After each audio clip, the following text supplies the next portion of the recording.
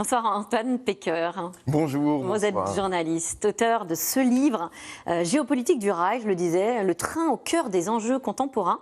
Il y a plein de cartes dans ce livre, c'est absolument passionnant pour tous ceux qui aiment bien les cartes et je crois qu'ils sont nombreux. C'est un moyen de transport qui existe depuis près de 220 ans. On a longtemps cru que le train vivait ses dernières heures et en fait pas du tout. Est-ce qu'on s'est trompé ? Effectivement, il y a eu la grandeur tout au long du 19e siècle, la révolution industrielle, puis après le déclin du fait de la concurrence, du transport routier, de l'aérien, et désormais, effectivement, un début de renaissance du chemin de fer pour des impératifs écologiques. Je rappelle un chiffre, un déplacement en avion, c'est 45 fois plus d'émissions de gaz à effet de serre qu'un déplacement en TGV.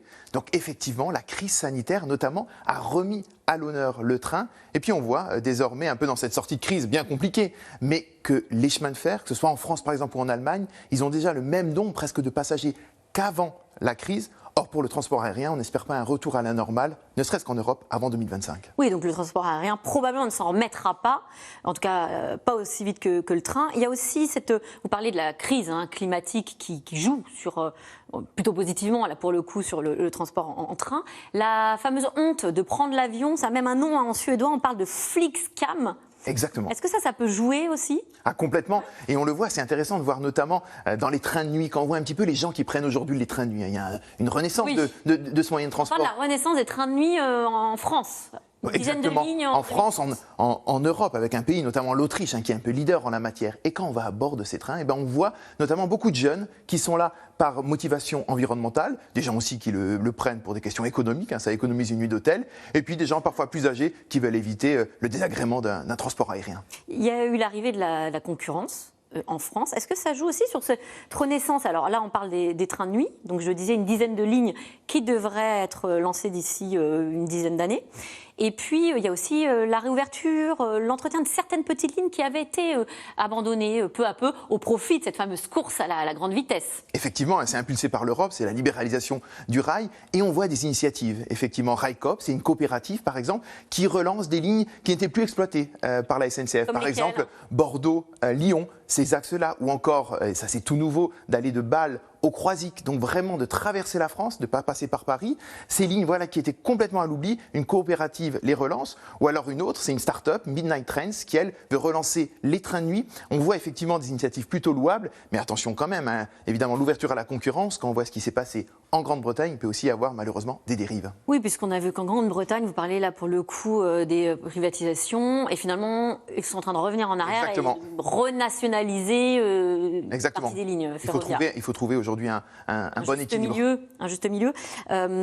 Sur les trains de nuit, on précise quand même qu'on est toujours très loin du nombre de lignes. En 2000, il y avait plus de 70 lignes, je crois, de trains de nuit. Aujourd'hui, notre objectif, c'est 10, c'est quand même 7 fois moins. Et ce qui est très ironique, c'est qu'il y a quelques années, ces trains de nuit, ils ont été supprimés.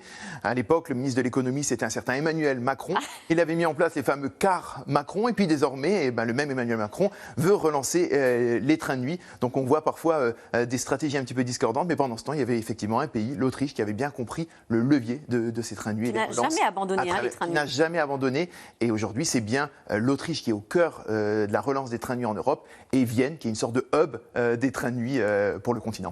Alors le train, c'est aussi une guerre géopolitique qui se joue sur les rails. On le voit bien tout au long de votre livre et les pays que vous égrenez et dans lesquels on voyage avec vous. Et vous donnez l'exemple des États-Unis où là aussi le train renaît de ses cendres.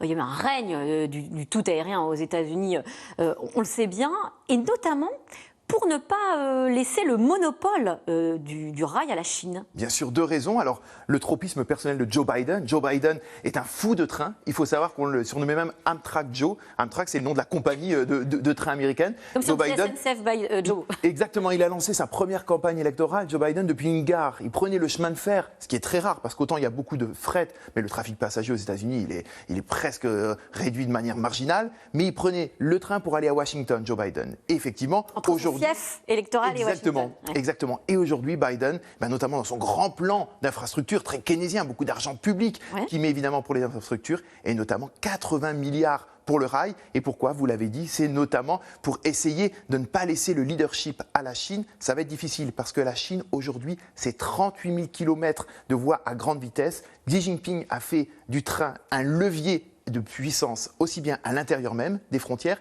qu'à l'extérieur, avec notamment les nouvelles routes de la soie. Les nouvelles routes de la soie, donc jusqu'à l'Europe. Exactement. C'est une manière d'étendre son influence, et en Afrique aussi. Complètement. On ne l'imagine pas, parce qu'en fait, vous dites que c'est le leader en matière ferroviaire au monde, alors que nous, de notre mais bien sûr. petit précaré français, on a l'impression qu'on est évidemment à la pointe, notamment sur la grande vitesse. Mais la Chine, évidemment, étend son influence, et elle est présente en Afrique depuis assez longtemps. Exactement. Xi Jinping, il a compris que le train, c'était évidemment un levier pour le fret à travers le monde entier. Pensez même qu'il y a un corridor ferroviaire qui aujourd'hui est en phase de réalisation à travers l'Amérique du Sud pour relier les deux océans, du Pacifique à l'Atlantique, un nouveau canal de Panama qui traverserait la Bolivie, le Pérou, le Brésil. Et ça, c'est avec l'argent de la Chine. Et surtout, vous l'avez dit, le terrain de jeu des nouvelles routes de la soie et de la Chine, c'est l'Afrique. Et en Afrique, on voit beaucoup de lignes de train aujourd'hui relancées par la Chine. Alors évidemment, le but, c'est pas forcément du transport de passagers, c'est surtout permettre aux matières premières qui sont dans les terres d'avoir accès aux ports. Qui viennent de Chine. Et voilà, exactement. Et pour lier la complémentarité du transport maritime avec le transport ferroviaire. Et ça, c'est vraiment le nœud même de la politique de transport de la Chine. Et la Chine, aujourd'hui, devient presque une situation de monopole en Afrique, avec quand même quelques concurrents. Alors, mais ils ont du mal. Et notamment un industriel français qu'on connaît bien. Exactement, Vincent Bolloré.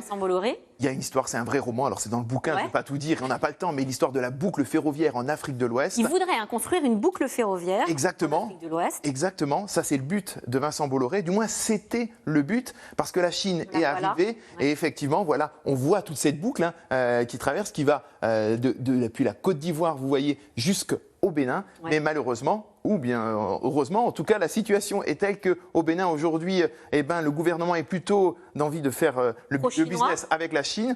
Et puis, vous savez, Vincent Bolloré, c'est tombé il y a quelques semaines, il réfléchirait peut-être à une cession de ses actifs en Afrique. Donc voilà, beaucoup d'interrogations. En tout cas, ce n'est pas facile de développer le chemin de fer parce que c'est aussi un modèle économique à trouver. Et ça, Vincent Bolloré ne l'a pas encore trouvé.